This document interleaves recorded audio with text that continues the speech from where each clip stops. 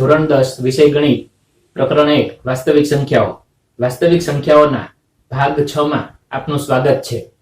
સ્વાધ્યાય 1.3 બીજો દાખલો આપણે જોઈએ।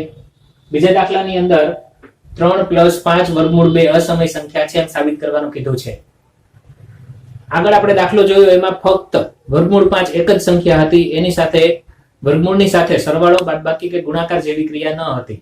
એટલે અહીંયા જ્યારે આપણે આ દાખલો ગણીએ છીએ આની અંદર આવી ક્રિયાઓ આવે છે, તો આ દાખલાની રીત એ આગળ ગણેલા દાખલાની રીતથી થોડીક અલગ પડશે। આ દાખલામાં શું કરવાનું છે એ સમજી લઈએ। આ દાખલામાં આપણે સ્વીકારીને ચાલશું કે વર્ગમૂળ 2 વર્ગમૂળ 3 વર્ગમૂળ 5 એવી એકલી સંખ્યાઓ અસમય છે અને એના આધારે આપણે આને અસમય સાબિત કરશું। તો રીત જોઈએ આમાં શું કરવાનું છે। સૌથી પહેલા આપણે આગળના દાખલાની જેમ આમાં પણ ધારી લઈશું કે આપેલી સંખ્યા છે સમય છે। ધારો કે 3 + 5 વર્ગમૂળ 2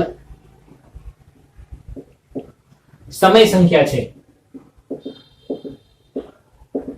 એટલે કે ઉલટું ધારવાનું, સમય છે એવું ધારી લીધું। હવે આપણે એને બતાવશું અસમય છે। એના માટે પહેલા સમય છે તો સમયને આપણે અંશ છેદમાં લખી શકીએ। એટલે ધારીએ કે a/b સ્વરૂપે એને લખી શકાય છે, જ્યાં a અને b પરસ્પર અવિભાજ્ય પૂર્ણાંકો છે।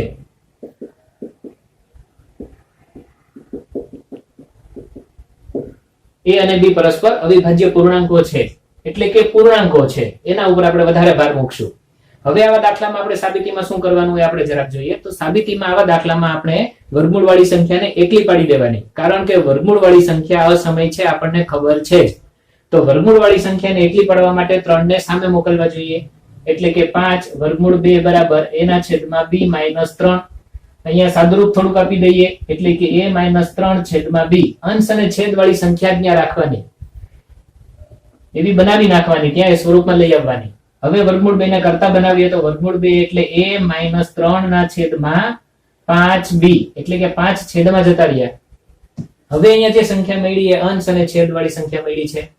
તો અંશ અને છેદ વાળી સંખ્યા છે એ સમય સંખ્યા કહી શકાય, પણ એક શરત છે કે સમય ક્યારે કહેવાય। આપણે યાદ કરો, આજે જ્યારે શરૂઆત કરી ત્યારે જ કીધું હતું કે સમય સંખ્યા બરાબર a/b, a અને b પરસ્પર અવિભાજ્ય પૂર્ણાંકો છે। તો એમાં અવિભાજ્ય શબ્દને ઉપર આપણે અત્યારે બહુ વધારે ધ્યાન નથી દેતા, પણ આપણે એટલું કહીએ કે a/b તો a અને b જો બંને પૂર્ણાંકો હોય તો a/b સમય સંખ્યા થાય। તો અહીંયા આપણે અંશ એટલે ખાલી a નથી આપણી પાસે, a - 3 છે, અને છેદ એટલે ખાલી b નથી પણ 5b છે। તો આપણે પહેલા કહીશું કે a અને b 3 અને 5 આ બધી સંખ્યાઓ પૂર્ણાંક છે, એટલે અંદરો અંદર એમના સરવાળા બાદબાકી ગુણાકાર ભાગાકાર પણ પૂર્ણાંક થાય। એટલે હવે અહીંયા આપણે આ રીતે લખવાનું છે, a b 3 5 પૂર્ણાંકો હોવાથી અહીંયા જે અંશ લખ્યો છે અંશ લખી નાખો, a - 3 અને છેદ આવ્યો છે છેદ લખી નાખો, 5b પૂર્ણાંકો થાય અથવા તો પૂર્ણાંકો છે। હવે અંશ અને છેદ જો પૂર્ણાંક થયા હોય તો a - 3 એ પૂર્ણાંક થાય અને છેદમાં 5b એ પણ પૂર્ણાંક થાય, એટલે કે આ સંખ્યા છે એને આપણે સમય સંખ્યા કહી શકીએ। એટલે કે આ અંશ અને છેદ વાળી સંખ્યા થઈ, અંશમાં પણ પૂર્ણાંક છેદમાં પણ પૂર્ણાંક, એટલે અંશ અને છેદમાં જો પૂર્ણાંક હોય તો એવી સંખ્યાને કહેવાય સમય સંખ્યા। પણ અહીંયા જુઓ કે a - 3/5b હોય તો એને આપણે વર્ગમૂળ 2 કીધા છે, એટલે અહીંયા લખી નાખીએ કે એ વર્ગમૂળ 2 આપણા માટે કેવી સંખ્યા થઈ, સમય। તો વર્ગમૂળ 2 એ હવે આપણા માટે સમય સંખ્યા છે। અહીંયા આપણે જોઈએ તો વર્ગમૂળ 2 બરાબર સમય સંખ્યા આવી, પણ આપણે જાણીએ છીએ કે વર્ગમૂળ 2 સમય સંખ્યા નથી, વર્ગમૂળ 2 અસમય સંખ્યા જ છે। તો અહીંયા વિરોધાભાસ ઉભો થાય છે, એટલે કે આપણી ધારણા જે હતી એ ધારણા ખોટી છે ને આપણી ધારણા હતી સંખ્યા સમય છે। તો હવે અહીંયા વિરોધાભાસ અહીંયાથી એ રીતે કહેવાનો છે કે આપણી જે કંઈ પણ વર્ગમૂળ વાળી સંખ્યા હશે ને હંમેશા સમય બની જશે છેલ્લે, અને સમય બની જાય એટલે આપણે કહેવાનું કે ભાઈ એ તો ખોટી વાત છે, એ તો અસમય છે। તો હવે આપણે અહીંયા કહીએ સાઈડમાં કે વર્ગમૂળ પરંતુ વર્ગમૂળ 2 અસમય સંખ્યા છે, એટલે શું થાય છે, વિરોધાભાસ થાય છે। આમ વિરોધાભાસ થાય છે,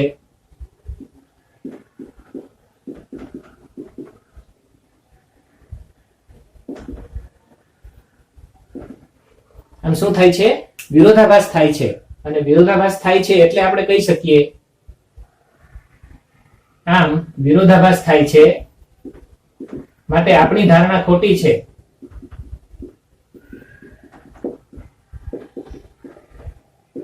અને માટે જો આપણી ધારણા ખોટી હોય તો ધારણા શું હતી? 3 + 5 વર્ગમૂળ 2 સમય સંખ્યા છે. એ ધારણા ખોટી થઈ તો સાચી વસ્તુ શું થાય? 3 + 5 વર્ગમૂળ 2 સમય છે. એ વાત સાચી થઈ. ફરી એકવાર જોઈ લઈએ કે આ દાખલામાં આપણે શું કર્યું. સૌથી પહેલા તો તમને જ્યારે વર્ગમૂળની સાથે કંઈ ગુણેલું કે ઉમેરેલું આપે તો જૂની રીત નથી વાપરવાની, એક નવી રીત આવશે. એ રીતમાં શું કરવાનું તો કે થોડુંક તો સેમ જ છે કે જે સંખ્યા છે એને પહેલા સમય કહી દઈએ છીએ. સમય કીધા પછી એના છેદમાં 20 સ્વરૂપે લખીએ છીએ. પછી એમાંથી વર્ગમૂળને કરતા બનાવીએ છીએ. વર્ગમૂળ કરતા બનાવો ત્યારે સામેની સાઈડ તમારે અંશ અને છેદ સ્વરૂપ બનાવી લેવાનું. અંશ અને છેદ સ્વરૂપ સામેની સાઈડ બની ગયા પછી તમે કહી શકો કે એમાં જે જે વસ્તુ આવતી, જે સંખ્યા આવતી એ બધી લખવાની લિસ્ટમાં, અને પછી કહેવાનું કે એ બધા પૂર્ણાંકો છે. એમાં નિશાની લખવાની તમારે જરૂર નથી. માઇનસ નિશાની આવે તો લખવાની જરૂર નથી. તો અહીંયા જે તે સંખ્યાઓ લખી એ બધા પૂર્ણાંકો હોવાથી પછી અંશ લખી નાખો, અંશ અને પછી છેદ લખી નાખો, છેદ પૂર્ણાંકો છે. પછી અંશ અને છેદને અંશ અને છેદમાં ગોઠવી દો અને બરાબર કરીને લખી નાખો કે સમય સંખ્યા છે. અને હવે આ જમે તે અંશ, તમે જે અંશ અને છેદ વાળી સંખ્યા લખી છે એના બરાબર વર્ગમૂળ હશે કંઈ, તો અહીંયા હવે લખી નાખો કે વર્ગમૂળ છે. આનો અર્થ એવો થયો આની જગ્યાએ કિંમત મૂકી, એના બરાબર વર્ગમૂળ 2 છે એટલે કિંમત મૂકી. એ કિંમત એમ કે છે કે વર્ગમૂળ 2 સમય સંખ્યા છે. તો અહીંયા વિરોધાભાસ થશે થશે અને થશે. હવે આપણે શરૂઆત પછી વિરોધાભાસની માટે કરવી પડશે, પરંતુ વર્ગમૂળ 2 અસમય છે એ આપણને ખબર જ છે, એવું આપણે સ્વીકારી લેવાનું છે. આપણને આમે ખ્યાલ જ છે કે વર્ગમૂળ 2 અસમય છે, પણ અહીંયા એવું મળ્યું કે વર્ગમૂળ 2 સમય છે, પણ ખરેખર વર્ગમૂળ 2 છે કેવી સંખ્યા છે? અસમય. આમ અહીંયા વિરોધાભાસ થાય છે એટલે આપણી ધારણા ખોટી છે અને ધારેલું છે એ ખોટું છે. તો સાચું શું થાય? છેલ્લે લખી નાખવાનું, આમ 3 + 5 વર્ગમૂળ 2 સમય સંખ્યા છે. દાખલા ત્રીજામાં પણ આપણને અસમય સંખ્યા બતાવવાનું કીધું છે. અહીંયા આપ્યું છે 1/2 વર્ગમૂળ 2. હવે આ આખી એકલી વર્ગમૂળ 2 નામની સંખ્યા ન કહેવાય, 1/2 એટલે ભાગાકાર સ્વરૂપે આપી કહેવાય. તો જ્યારે પણ સંખ્યાઓના સરવાળા, બાદબાકી, ગુણાકાર કે ભાગાકાર સ્વરૂપે આપણને આપશે ત્યારે આપણે ટૂંકી રીત વાપરશું, એટલે કે હમણાં જે રીત જોઈએ એ જ વાપરશું. દાખલો શરૂ કરીએ. ધારો કે 1/2 વર્ગમૂળ 2 સમય છે. જો આપણી સંખ્યા સમય હોય તો આપણે આપણી સંખ્યાને a/b સ્વરૂપે લખી શકીએ. માટે 1/2 વર્ગમૂળ 2 બરાબર a/b, જ્યાં a, b પરસ્પર અવિભાજ્ય પૂર્ણાંકો છે.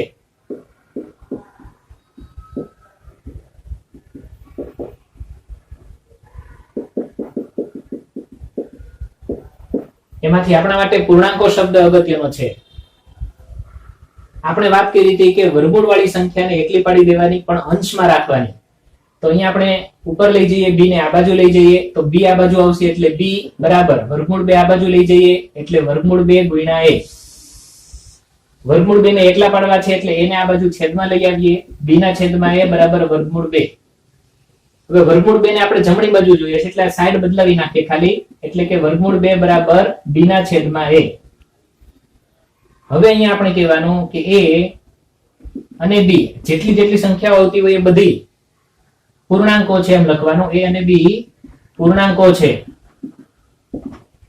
અને માટે b ના છેદમાં a એ સમય સંખ્યા થાય, પણ b ના છેદમાં a એને આપણે કહીએ છીએ વર્ગમૂળ 2.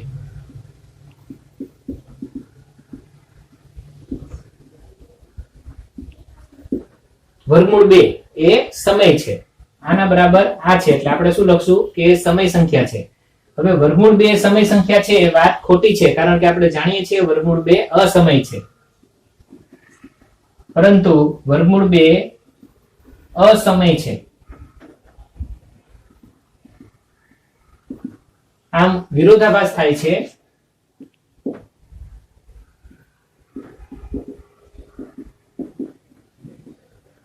જે વિરોધાભાસ દર્શાવે છે અથવા તો વિરોધાભાસ થાય છે એટલે આપણે કહી શકીએ કે આપણી ધારણા ખોટી છે.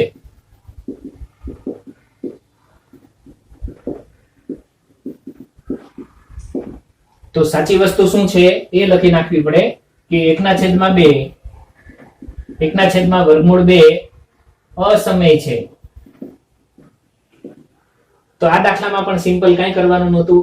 અહીંયા આપણે વર્ગમૂળને કરતા બનાવીએ છીએ એટલે સામે જે કંઈ પણ મળે છે એના આધારે પહેલા આપણે a b અને બીજું કઈ 2 3 એવી કઈ સંખ્યા મળતી હોય પણ એવી કઈ મળી જ નથી એટલે આપણે લખીએ a અને b પૂર્ણાંકો છે તો b ના છેદમાં a સમય સંખ્યા કહેવાય કારણ કે સમય સંખ્યા એટલે શું પૂર્ણાંકના છેદમાં પૂર્ણાંક b પણ પૂર્ણાંક a પણ પૂર્ણાંક અને b ના છેદમાં a જ શા માટે લીધું કારણ કે અહીંયા આપ્યું છે એટલે તો અહીંયા જે આપ્યું હોય એ જ પાછું અહીંયા લખવાનું અને એને બરાબર લખી નાખવાનું સમય હવે અહીંયા જે આપ્યું હોય એના બરાબર એક વર્ગમૂળ હશે તો એ વર્ગમૂળને પણ કહી દેવાનું સમય પણ વર્ગમૂળ વાળી સંખ્યા સમય નથી હોતી કારણ કે એનું વર્ગમૂળ નીકળતું નથી એટલે તો આપણે અહીંયા લખી નાખવાનું પરંતુ વર્ગમૂળ 2 અસમય છે અને વિરોધાભાસ છે એના આધારે આપણે સાબિત કરી શકીએ છીએ હજુ પણ એક દાખલો જોઈએ એના પછીનો દાખલો જોઈએ દાખલો બીજો એમાં કીધું છે 7 વર્ગમૂળ 5 હવે 7 વર્ગમૂળ 5 એ એક સંખ્યા નથી બે સંખ્યાઓનો ગુણાકાર છે તો બે સંખ્યાઓનો ગુણાકાર હોવાથી હમણાં જે રીત જોઈએ એ જ રીતે દાખલો થાય એટલે લાંબો દાખલો નથી ગણવાનો પણ નવી રીતે દાખલો ગણવાનો છે જે હમણાં આપણે જોયો સૌથી પહેલા આપણે ધારી લઈએ કે 7 વર્ગમૂળ 5 ધારો કે 7 વર્ગમૂળ 5 સમય છે સમય હોય એટલે a છેદમાં b સ્વરૂપે લખી શકાય અને જ્યાં a અને b પરસ્પર અવિભાજ્ય પૂર્ણાંકો છે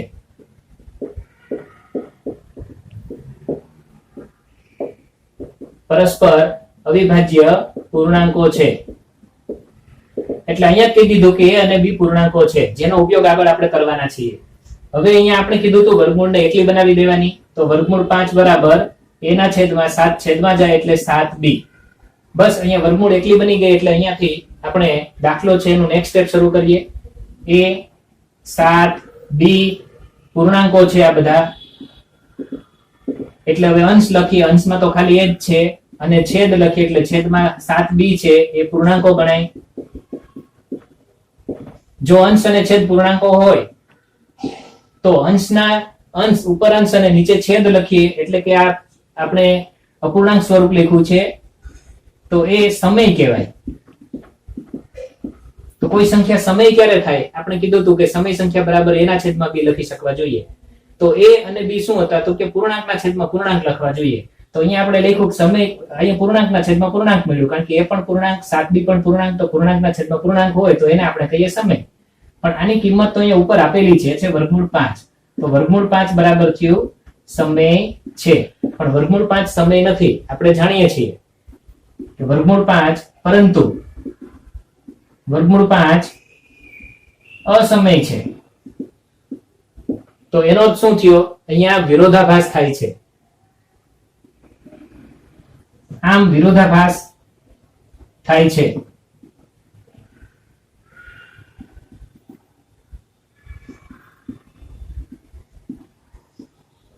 અને વિરોધાભાસ થાય છે એટલે આપણે શું કહી શકીએ આપણી ધારણા ખોટી છે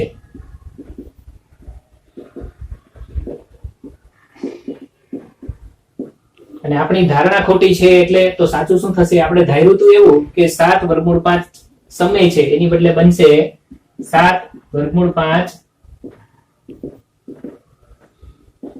અસમય છે 7 વર્ગમૂળ 5 કેવી સંખ્યા છે અસમય હવે આના પછીનો એક દાખલો બાકી રહે છે હોમવર્કમાં આપીએ છીએ તો હોમવર્કમાં આપણે સાબિત કરવાનું છે આની જેમ જ 6 + વર્ગમૂળમાં 2 એ ત્રીજો દાખલો છે આનો જેમ ત્રીજાનો પહેલો ત્રીજાનો બીજો એમ ત્રીજાનો ત્રીજો દાખલો તો ત્રીજાનો ત્રીજો દાખલો એમાં શું છે 6 + વર્ગમૂળ 2 અસમય છે એમ સાબિત કરવાનું છે અહીંયા આપણે જોઈ લઈએ શું કરવું પડશે અહીંયા આપણે આવશે 6 + વર્ગમૂળ 2 6 + વર્ગમૂળ 2 અહીંયાથી તમે જ્યારે વર્ગમૂળ 2 રાખશો તો 6 ને સામે મોકલવા પડશે એટલે અહીંયા શું બની જશે એ સ્ટેપ આપણે જરાક જોઈએ કે a + વર્ગમૂળ 2 બરાબર તમે એના છેદમાં b લખો તો વર્ગમૂળ 2 બરાબર થાય a ના છેદમાં b - 6 અને અંશ અને છેદમાં દર્શાવવા માંગો તો આ બેનો ગુણાકાર કરવો પડશે એટલે a - 6 b ના છેદમાં b અને હવે તમે અહીંથી એવું કહેશો કે a 6 અને b પૂર્ણાંકો હોવાથી અહીંયા a 6 b પૂર્ણાંકો હોવાથી અંશમાં આવ્યું છે a - 6b એટલે અહીંયા લખશો a - 6b અને છેદમાં ખાલી b આવ્યું છે એટલે અહીંયા લખશો b પૂર્ણાંકો છે અંશમાં લખશો a - 6b અહીંયા છે એટલે અને છેદમાં લખશો b એ પૂર્ણાંકો છે આ સ્ટેપમાં અને બરાબર લખી નાખશો સમય સંખ્યા અને પછી કહેશો કે આ વર્ગમૂળ 2 સમય સંખ્યા નથી એ તો અસમય છે આમ વિરોધાભાસ થાય છે ધારણા ખોટી છે અને ધારણા મુજબ જે તમે સમય સંખ્યા લીધી છે એને હવે તમારે કેવી પડશે અસમય સંખ્યા. તો આમ અહીંયા આપણો જે સ્વાધ્યાય 1.3 છે એ પૂરું થાય છે. નેક્સ્ટ ટોપિક આપણો છે અસમય સંખ્યાઓનું દશાંશ સ્વરૂપ અને સમય સંખ્યાઓનું દશાંશ સ્વરૂપ કેવું હોઈ શકે. અસમય સંખ્યાઓનું દશાંશ સ્વરૂપ હંમેશા અનંત અને અનાવૃત હોય છે. અનંત એટલે કે પોઈન્ટ પછી સંખ્યાઓ અનંત આવશે, એટલે કે ઘણી બધા આંકડાઓ એની અંદર આવેલા હશે, પણ એ અંકો કયા ક્રમમાં રિપીટ થાય છે આપણને ખબર નહીં પડે, એટલે કે અચોક્કસ ક્રમમાં હશે, એટલે કે એનું પુનરાવર્તન થતું નહીં હોય, એટલે કે આવૃત નહીં હોય, તો એને અનાવૃત કહેવાય. તો એવી સંખ્યાઓ દશાંશ સ્વરૂપે લખીએ છીએ ત્યારે પોઈન્ટ પછી અસંખ્ય આંકડાઓ આવે છે અને એ આંકડાઓ ક્યાં હશે આપણને ખબર પડતી નથી. એટલે આપણે ચોક્કસ રીતે ન કહી શકીએ કે હવે પછીના નેક્સ્ટ જે અંકો છે ક્યાં હશે. તો એ છે અસમય સંખ્યાઓ. હવે સમય સંખ્યાઓની જ્યારે વાત કરીએ આપણે તો સમય સંખ્યાઓના દશાંશ સ્વરૂપના બે પ્રકાર પડે છે. પહેલો પ્રકાર છે શાંત, એટલે કે સમય સંખ્યાનું દશાંશ સ્વરૂપ શાંત હોય. શાંત હોય એનો અર્થ એવો થાય કે પોઈન્ટ પછીના આંકડાઓ અટકી જાય, ફિક્સ હોય. જેમ કે અહીંયા 0.5 એટલે એક જ અંક આવે છે, વધારે અંક નથી આવતા, અનંત સુધી નથી જતા એટલે શાંત. એવી રીતે 0.125 એ પણ શાંત અંકો છે, એટલે આ દશાંશ સ્વરૂપ શાંત પ્રકારનું કહેવાય. તો સમય સંખ્યાઓ છે એમાં દશાંશ સ્વરૂપ શાંત પ્રકારનું હોઈ શકે, અને બીજું કે એમાં દશાંશ સ્વરૂપ અનંત પણ હોઈ શકે. પણ અનંત હોય ને એ સમયે આવૃત હશે. આવૃત એટલે કે હવે પછીના અંકો ક્યાં છે એ તમે અનુમાન કરી શકશો. જેમ કે 0.33333 અનંત સુધી જાય છે, પણ તમે અનુમાન કરી શકો કે આગળના અંકો 3 જ હશે. એમ નીચેની સંખ્યા જુઓ 1.535353 એ પણ અનંત સુધી જાય છે, એમાં તમે અનુમાન કરી શકો કે હવે પછીના અંકો છે એ 53 હશે. હવે આ સંખ્યાને તમે આમ પણ લખી શકો છો 1.53 ની ઉપર 12. 53 ની ઉપર 12 લખવાનો અર્થ એમ થાય છે કે 53 53 53 એમ અનંત સુધી આવ્યા રાખશે. હવે આપણે અગત્યના પ્રમેયોની વાત કરવાની છે, પણ પ્રમેયોના વિધાનો છે એટલા અટપટા અને થોડાક અઘરા જેવા છે, એટલે એના બદલે આપણે એને સરળ ભાષામાં અહીંયા રજૂ કરેલું છે અને એ વિધાનો સરળ ભાષામાં હું તમને સમજાવીશ. તો પ્રમેય 1.5 1.6 અને 1.7 નો જે સાર છે એ આપણે અહીંયા ટૂંકમાં લખેલો છે. માની લો કે આપણને કોઈ એક સંખ્યા આપી છે અને એ સંખ્યાને તમે અંશ અને છેદ સ્વરૂપે લખી શક્યા, એટલે કે p છેદમાં q. હવે અહીંયા જો છેદ q એના તમે અવયવો પાડો. હવે p અને q ના જો છેદ અંદરો અંદર ઉડતા હોય તો ઉડાડી દેવા. માની લો કે છેદ નથી ઉડતા, ત્યાર પછીની વાત કરીએ તો હવે જે એક છેદમાં એક સંખ્યા જે આવી છે તમારી, એ સંખ્યાના હજુ અવયવો પડતા હોય તો પાડો, અને એ અવયવો આપણે અવિભાજ્ય પાડશું. એ આપણે શીખી ગયા કે અવિભાજ્ય અવયવો કઈ રીતે પાડવા.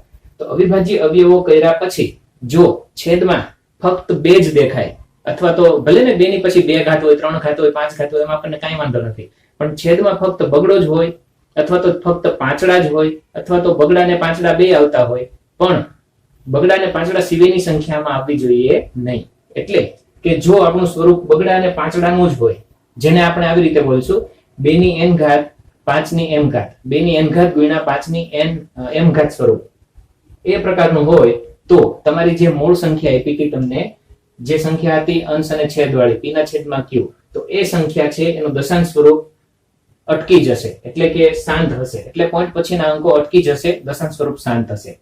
અને જો તમારી સંખ્યાની અંદર તમે છેદ છે એના અવયવ પાડ્યા અને એમાં 2 ની સાથે કોઈ 7 કે 3 કે એવી કોઈ સંખ્યા આવી ગઈ તો એ ન ચાલે. તો એ વખતે જ્યારે તમે દશાંશ સ્વરૂપમાં ફેરવશો પોઈન્ટ વાળી સંખ્યામાં, તો તમારું સ્વરૂપ છે એ આ રીતે અનંત જશે, પણ આવૃત હશે સાથે સાથે. એટલે સમય સંખ્યા બે પ્રકારની હોય છે. શાંત દશાંશ સ્વરૂપમાં ફેરવો ત્યારે, પોઈન્ટમાં ફેરવો ત્યારે કાં તો એ શાંત હશે અથવા તો અનંત સાથે આવૃત હશે. તો અનંત ક્યારે હશે, અનંત આવૃત ક્યારે હશે અને શાંત ક્યારે હશે, ફરી એકવાર જોઈએ. જો આપણે એનો છેદ લઈએ સંખ્યાનો અને છેદ છે એના અવયવો પાડીએ અને એના અવયવમાં બગડા અને પાંચડા જ દેખાય, ખાલી 2 દેખાય તોય ચાલે, ખાલી 5 દેખાય તોય ચાલે, 2 અને 5 મિક્સ આવે તોય ચાલે. તો જો એવી રીતે આવતું હોય તો એને કહેવાય 2 ની n ઘાત ગુણ્યા 5 ની m ઘાત પ્રકારનો સ્વરૂપ. જો આવું સ્વરૂપ આવશે તો આપણી સંખ્યા છે એમાં આપણે લખશું કે એનું દશાંશ સ્વરૂપ છે એ શાંત છે, અને નહીતર આપણે લખશું કે દશાંશ સ્વરૂપ અનંત છે. નહીતરનો અર્થ એવો થાય કે 2 અને 5 સિવાયનો કોઈ ત્રીજો અવયવ એમાં જોવા મળે એટલે એને અનંત સ્વરૂપ જ કહેવાનું છે. અહીંયા ઉદાહરણમાં અહીંયા આપણે જોઈએ થોડુંક, જે મેં તમને કીધું એ સાદા શબ્દોમાં લખ્યું છે, એટલે કે છેદના અવિભાજ્ય અવયવ તરીકે 2 અથવા 5 અથવા બંને જ આવે તો સ્વરૂપ શાંત, અને જો 2 અને 5 સિવાયની સંખ્યાઓ આવે તો સ્વરૂપ અનંત છે એમ આપણે કહીશું. હવે દાખલા ગણશું એટલે આપણને ખ્યાલ આવશે કે આપણે અહીંયા શું કહેવા માંગીએ છીએ. સ્વાધ્યાય 1.4 દાખલો પહેલો જોઈએ. ભાગાકારની લાંબી પ્રક્રિયા કર્યા વગર આપણને જે સંખ્યા આપી છે એ સંખ્યાનું દશાંશ નિરૂપણ જ્યારે કરીએ, એટલે કે ભાગાકાર કરીએ તો સામાન્ય રીતે ખબર પડે, પણ અહીંયા ભાગાકાર કરવાનો નથી. દશાંશ નિરૂપણ શાંત છે કે પછી અનંત આવૃત છે એ આપણે જણાવવાનું છે. એના માટે આપણે ક્યુ જોવા પડશે. ક્યુ એટલે કે છેદ. છેદના અવયવ પાડવા પડશે. છેદના અવયવમાં 2 દેખાય, 5 દેખાય, બસ આટલું જ દેખાય તો આપણે કહીશું કે દશાંશ સ્વરૂપ શાંત છે. અને આ સિવાયનો કોઈ નવો અવયવ દેખાશે તો આપણે કહીશું દશાંશ સ્વરૂપ અનંત અને આવૃત છે. પેલી સંખ્યા લઈએ 13/3125. તો 13 અવિભાજ્ય છે, એના અવયવ ન પડે. હવે નીચેની સંખ્યા જોઈએ 13,125, તો એને 5 વડે ભાગવાનો પ્રયત્ન કરીએ આ સંખ્યાને, તો 5 × 625 લખી શકાય. એટલે કે હવે અહીંયા જો 625 છે એને આપણે 25 × 25 લખી શકીએ. એટલે 13/5 × 25 × 25 એટલે કે 13. અને 25 એટલે એમાં 2 વાર 5 આવે, અહીંયા પણ 25 એટલે 2 વાર 5 આવે, એટલે કુલ કેટલા 5 થશે જુઓ. 5 એકવાર છે જ, 25/5 × 5, ફરી પાછા 25/5 × 5, એટલે આમ અહીંયા 13 એના છેદમાં 5 ની કુલ 5 ઘાત આવશે. એટલે કે 13/5 ની 5 ઘાત. હવે અહીંયા છેદ ઉડતા હોય તો ઉડાડવા, છેદ ઉડતા નથી. હવે છેદ ઉડતા નથી એવા સમયે તમે ક્યુ તરીકે લઈ શકો છો 5 ની 5 ઘાત. તો 5 ની 5 ઘાત એ આપણા ક્યુ છે. એટલે કે આમાં પાંચડા સિવાય હવે આ ઘાત નથી જોવાની, તમારે નીચેનો અંક જ જોવાનો છે. આધાર શું છે એ ઘાત નથી જોવાની, ઘાત ગમે તે હોય. એટલે આપણો આ જે નીચેનો 5 છે આધાર, એ આપણો અવયવ કહેવાય. એટલે અવયવ તરીકે આપણને 5 મળ્યા, ચાલશે. ખાલી 2 મળે તોય ચાલશે, 5 મળે ગુણ્યા 2 મળે તોય ચાલશે. તો આ સ્વરૂપ છે એને આપણે 2 ની n ઘાત 5 ની m ઘાત પ્રકારનો કહીશું. એટલે હવે અહીંયા લખશું, અહીં q નું સ્વરૂપ 2 ની n ઘાત 5 ની m ઘાત છે. q નું સ્વરૂપ 2 ની n ઘાત 5 ની m ઘાત છે. અને એટલે આપેલી સંખ્યાનું દશાંશ સ્વરૂપ શાંત છે. માટે દશાંશ સ્વરૂપ શાંત છે. એટલે પેલા દાખલામાં આપણે આ રીતે અહીંયા પેલો દાખલો પૂરો કર્યો. દશાંશ સ્વરૂપ શાંત છે ખબર ક્યારે પડી? કે જ્યારે છેલ્લે આપણને અવયવો પડી ગયા પછી છેદ નથી ઉડતા ત્યારે. હવે અહીંયા બીજો દાખલો જોઈએ. બીજા દાખલામાં 64/455 આપેલા છે. તો 64 ના અવયવ પાડીએ તો 64 એટલે 8 × 8 પાડી શકીએ. 8 ના અવયવ પાડીએ 4 × 2. અહીંયા 8 ના અવયવ 4 × 2. તો હજી 4 ના અવયવ પાડી શકીએ છીએ આપણે 2 × 2. અહીંયા પણ 4 ના અવયવ પાડી શકીએ 2 × 2. તો હવે આ છેલ્લા જે સંખ્યાઓ છે બધી લઈ લઈએ એટલે 64 ના અવયવ થયા 2 × 2 × 2 × 2 × 2 × 2 1 2 3 4 5 6. છતાં તમે અવયવીકરણ કે તમને કોઈ આવડતી હોય એવી રીતથી અવયવો પાડી શકો છો.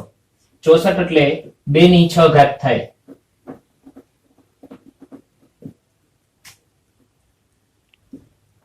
455 ના ભાગ પાડીએ, 5 વડે પાડશું તો 9 × 5 = 45 અને 5 વધ્યા એટલે 9 5 × 5 91 ના ભાગ થાય 13 + 91. તો અહીંયા ત્રણ સંખ્યાઓ મળે છે 5 × 7 × 13. હવે અહીંયા જુઓ, આપણે ફક્ત અને ફક્ત 5 અથવા 2 અથવા 5 અને 2 આ જ સંખ્યાઓ જોઈએ છીએ. આ સિવાયની એક પણ સંખ્યા જોતી નથી. અહીંયા વધારાના 2 અવયવો મળ્યા છે 7 અને 13, એ ન ચાલે. એટલે કે અહીંયા જે આપણે q નું સ્વરૂપ 2 ની n ઘાત ગુણ્યા 5 ની m ઘાત એ સ્વરૂપનું નથી, કારણ કે વધારાના અવયવો મળે છે. તો આ સમયે દશાંશ સ્વરૂપ અહીંયા જે શાંત થયું છે એવી રીતે નહીં થાય. એટલે કે અહીંયા દશાંશ સ્વરૂપ શાંત ન હોય તો બીજો એક જ વિકલ્પ છે, અનંત અને આવૃત હશે. માટે અહીંયા q નું સ્વરૂપ 2 ની n ઘાત 5 ની m ઘાત નથી. પ્રકારનું નથી એમ લખીએ, પ્રકારનું નથી. અને માટે દશાંશ સ્વરૂપ અનંત આવૃત છે.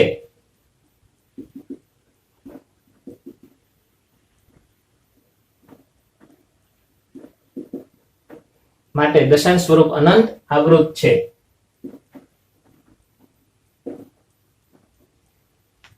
એવી જ રીતે એના પછીનો દાખલો જોઈએ 15. 15 ને લખાય 3 ગુણ્યા 5. જ્યારે 1600 ને લખાય 16 ગુણ્યા 100. પછી 16 ને આપણે લખશું 4 ગુણ્યા 4 અને 100 ને લખશું 10 ગુણ્યા 10. 4 ને લખશું 2 ગુણ્યા 2, ફરી પાછા 2 ગુણ્યા 2. 10 ને લખશું 5 ગુણ્યા 2, 10 ને લખશું 5 ગુણ્યા 2. હવે અહીંયા બગડા ગણીએ તો 1 2 3 4 5 6 બગડા 6 વાર આવે છે. બાકી વિધા પાંચડા 2 વાર આવે છે. હવે અહીંયા સાદુરૂપ આપતા જો કોઈ અવયવ ઉડતા હોય તો ઉડાડવા પડે, કેન્સલ થતા હોય તો કેન્સલ કરવા પડે. તો અહીંયા આપણે કેન્સલ કરીએ. એકવાર 5 અંશમાંથી જાય, એકવાર 5 છેદમાંથી જાય, એટલે 5 ની 2 ઘાતના બદલે 5 ની 1 ઘાત વધી, એટલે કે 3 ના છેદમાં 2 ની 6 ઘાત ગુણ્યા 5 આ એનું છેલ્લું સ્વરૂપ થયું. હવે આમાં જોવાનું તમારે છેદ ઉડ્યા પછી કે 2 અને 5 જ દેખાય છે કે એ સિવાયનું કઈ વધારે. જો ફક્ત 2 અને 5 દેખાય તો એ સ્વરૂપ 2 ની n ઘાત ગુણ્યા 5 ની m ઘાત પ્રકારનું થયું, એટલે દશાંશ સ્વરૂપ શાંત થશે. અહીંયા કોઈ નવો અવયવ નથી આવતો, 2 અને 5 જ આવે છે. એટલે માટે અહીંયા લખીએ q નું સ્વરૂપ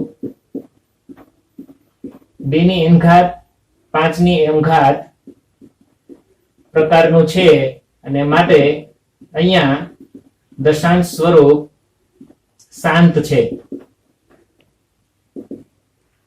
એના પછીનો દાખલો 29. 29 પોતે અવિભાજ્ય સંખ્યા છે, એના ભાગ ન પડે. 343 ને આપણે ભાગ પાડવા જઈએ તો બેકી સંખ્યા નથી, 2 વડે ભાગ ન ચાલે. એમ 3 ને 3 6, 6 ને 4 10, 10 થાય છે એટલે 3 વડે ભાગ ન ચાલે. 5 વડે ના ચાલે તો 7 વડે ચલાવી સીધા. 7 વડે ભાગ ચલાવીએ તો 7 એકા 7, 7 દુ 14, 7 તેરી 21, 7 ચોક 28, 28 34 માંથી 28 જાય, 34 માંથી આપણે 28 કાઢવાના છે એટલે બાકી વધશે 6, એટલે 63 થશે. 9 સત્તા 63, 7 ના ભાગ 49 ના ભાગ પાડીએ તો 7 ગુણ્યા 7 2 વાર, તો અહીંયા કુલ સાતડા આવે છે 3 વાર, એટલે કે 7 ની 3 ઘાત. અહીંયા જુઓ 2 અને 5 આ સિવાય કઈ દેખાવું જ ના જોઈએ. અહીંયા તો 2 કે 5 એકય દેખાતા જ નથી. તો અહીંયા આપણે કહી શકીએ કે દશાંશ સ્વરૂપ શાંત નથી. શાંત નથી એટલે અનંત આવૃત છે. માટે અહીંયા ડાયરેક્ટ આવશે q નું સ્વરૂપ 2 ની n ઘાત 5 ની m ઘાત પ્રકારનું નથી, એટલે દશાંશ સ્વરૂપ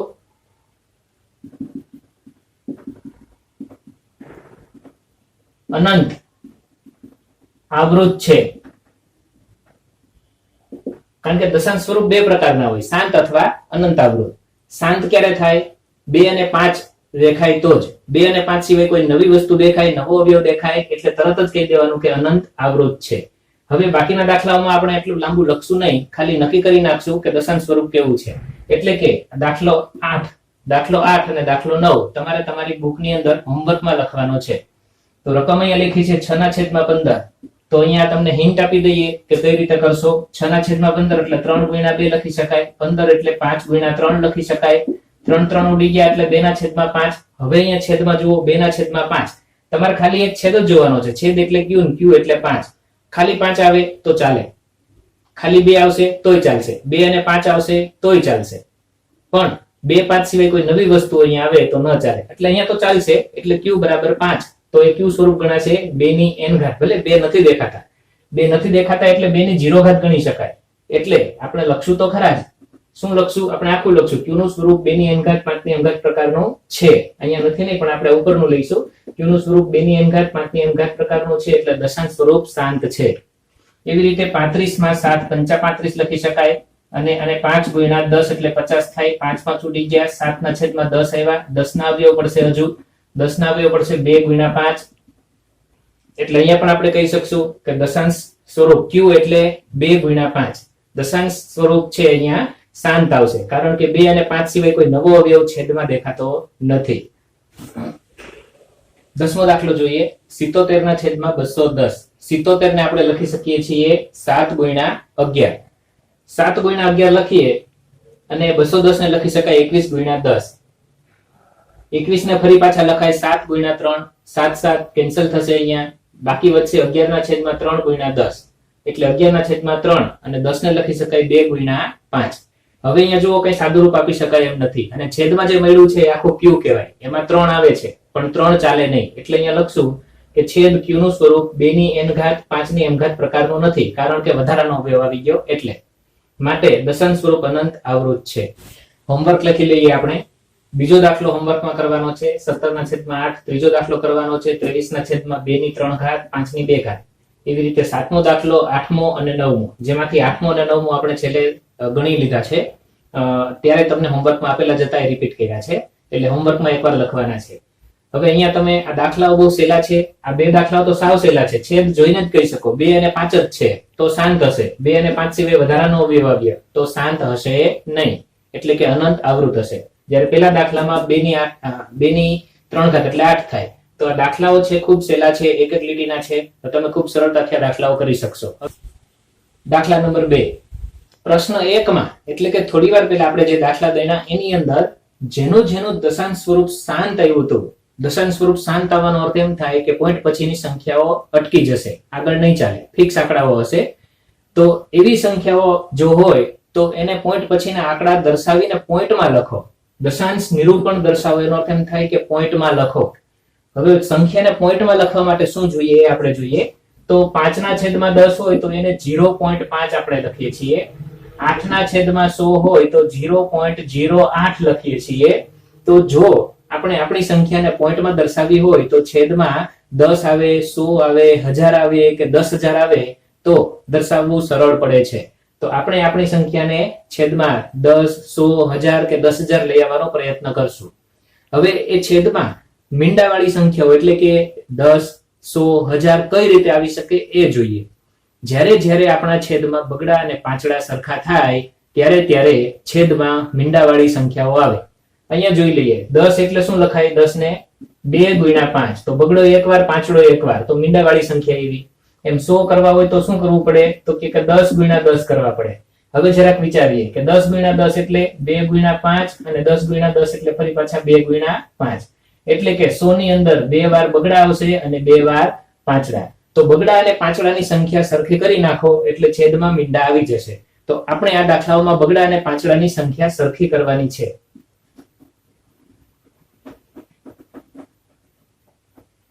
પેલો દાખલો જોઈએ. પેલો દાખલો છે એ આપણે ઓલરેડી ગણી લીધો છે. આનું સ્વરૂપ શાંત આવે છે. તો 13/5 ઘાત આપેલી છે. તો છેદમાં 5/5 ઘાત છે પણ 2 ઘાત આપેલી જ નથી. તો 2 ઘાત આપણે અહીંયા છેદમાં ગુણવી પડશે. પણ છેદમાં એક જ જગ્યાએ ગુણો તો ન ચાલે, અંશમાં પણ ગુણવી પડે. એટલે કે જે કંઈ પણ ઘટતું હોય એટલું બધું જ છેદમાં ગુણવું અને અંશમાં ગુણવું. તો 2 ની કેટલી ઘાત ઘટે છે? અહીંયા 5 ઘાત. તો 2/5 ઘાત છે, આપણે ગુણશું, અંશમાં પણ શું ગુણશું? 2/5 ઘાત. તો 2/5 ઘાત એટલે 32 થાય. એ તમારે ગુણાકાર કરી મેળવી લેવો. 2/5 ઘાત 32 થાય. તો અંશમાં તમે જુઓ તો આ 2 નો ગુણાકાર થાય એટલે કે 13 × 32 થશે. અને છેદમાં તો કે 2 અને 5 એને ભેગા કરી નાખો એટલે 5 × 2 ભેગા કરી નાખીએ અને ઘાત એની 2 ની ઉપર ચડાવી દેવાની, એટલે અહીંયા 5 × 2 એટલે 10 થઈ જશે. 10 થઈ જશે એટલે 10 કેટલી વાર કરવાના? 5 વાર, એટલે કે 5 મીંડા આવશે. હવે અહીંયા જોઈએ 13 × 32 કરી એટલે 13 દુ 26 નો છગડો વધી 2, 13 39, 40 41 એટલે કે 416. 416 ના છેદમાં હવે અહીંયા આ સંખ્યા જે છે એને લખાય 10/5 ઘાત. 10/5 ઘાત. 10/5 ઘાત એટલે તો કે એકડા પછી 5 મીંડા, જેટલી ઘાત એટલા મીંડા એકડા પછી. હવે પાછળથી સંખ્યા ગણતા જાઓ તો જેટલા મીંડા હોય ને એટલી સંખ્યા પાછળ રહેવી જોઈએ, પોઈન્ટ પછી એટલી સંખ્યા આવે. તો અહીંયા 416, પણ પોઈન્ટ ક્યાં મૂકવાનો? આગળ ચાલતા જાઓ. પહેલો મીંડા માટે બીજું મીંડું, ત્રીજું મીંડું, પછી આ ચોથું મીંડું. જો હવે સંખ્યા નથી તો ત્યાં 0 મૂકવા પડે, એટલે ચોથો 0, પાંચમો 0 અને હવે પછી પોઈન્ટ, એટલે આપણો જવાબ થાય 0.00416. ફરી પાછું સમજો અહીંયા આપણે કઈ રીતે કર્યું છે. તમારે 5 શૂન્ય છેદમાં હોવાથી પોઈન્ટ પછી 5 સંખ્યાઓ હોવી જોઈએ. તો તમારે છેડેથી લખવાની શરૂ કરવાની. 6, 1, 4, 3 તો લખી નાખી. હવે તો કે હજી 2 ઘટે છે, ઘટતા હોય એટલા શૂન્ય મૂકી દેવા અને પછી પોઈન્ટ મૂકવાનો. તો આ રીતે દશાંશ નિરૂપણ અહીંયા આપણે દર્શાવ્યું. બીજી સંખ્યામાં જોઈએ તો 23. 23 2 ની 3 ઘાત 5 ની 2 ઘાત. 2 ની 3 ઘાત 5 ની 2 ઘાત તો ઘટે છે શું? તો એમાં તમારે મોટી સંખ્યા જોવાની, મોટી ઘાત જોવાની.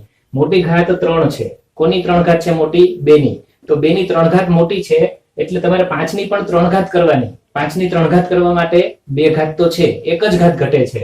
તો આપણે અંશમાં 5 ગુણશું અને છેદમાં 5 ગુણશું એટલે છેદમાં થઈ જશે 2 ની 3 ઘાત અને 5 ની પણ 3 ઘાત. એટલે આગળ વધીએ તો છેદમાં આપણે લખી નાખશું 5 દુ 10. 10 ની 3 ઘાત ડાયરેક્ટ લખી નાખશું. હવે અંશની વાત રહી તો 23 ગુણ્યા 5 કરવાના છે. તો 5 તેરી 15 નો પાછળો વધી 1. 5 દુ 10 ને 1 11 એટલે 23 પંચા થાય 115. તો 115 હવે 10 ની 3 ઘાત છે એટલે 115 છેદમાં એકડા પછી 3 મીંડા. તો હવે આમાં કેવું જોઈએ કે પોઈન્ટમાં દશાંશ નિરૂપણ શું હશે? બરાબર છે, છેલ્લેથી આંકડા લખતા જઈએ તો 5 1 1 3 આંકડા લખાઈ ગયા પછી પોઈન્ટ એટલે 0. 3 આંકડા પછી પોઈન્ટ મૂકવાનો હતો એટલે પોઈન્ટ પછી 3 આંકડા દેખાવા જોઈએ. એવી જ રીતે આ દાખલો છે 8મો, એ આપણે કરી શકીએ. એનું સાદુરૂપ અહીંયા ઓલરેડી બતાવ્યું છે. આ દાખલો આપણે ગણેલો હતો 2/5. હવે અહીંયા ઘટે છે શું છેદમાં? તો કે છેદમાં પાછળો એકવાર છે બગડો ઘટે છે તો અંશ અને છેદમાં 2 વડે ગુણી નાખવાના. હવે બગડા અને પાછળા છેદમાં સરખા થઈ ગયા. અંશમાં 2 ગુણ્યા 2 એટલે 4 અને છેદમાં 5 ગુણ્યા 10 એટલે 5 ગુણ્યા 2 એટલે 10 એટલે કે 0.4. એવી રીતે અહીંયા જોઈએ તો બગડો પણ એકવાર છે, પાછળો પણ એકવાર છે એટલે તમે એમ કહી શકો કે 7/10 છે તો સીધું 0.7. આવી રીતે જે દાખલા મેં તમને હોમવર્કમાં આપેલા છે પ્રશ્ન 1 માંથી, એમાં પણ એક દાખલો છે દાખલા નંબર 2. દાખલા નંબર 2 નું સ્વરૂપ શાંત આવશે તો તમારે હોમવર્કમાં દાખલા નંબર 2 નું દશાંશ નિરૂપણ કરવાનું છે એટલે એ તમારું વધારાનું હોમવર્ક થયું. તો હોમવર્કમાં જે દાખલો 2 છે એનું દશાંશ નિરૂપણ કરવું.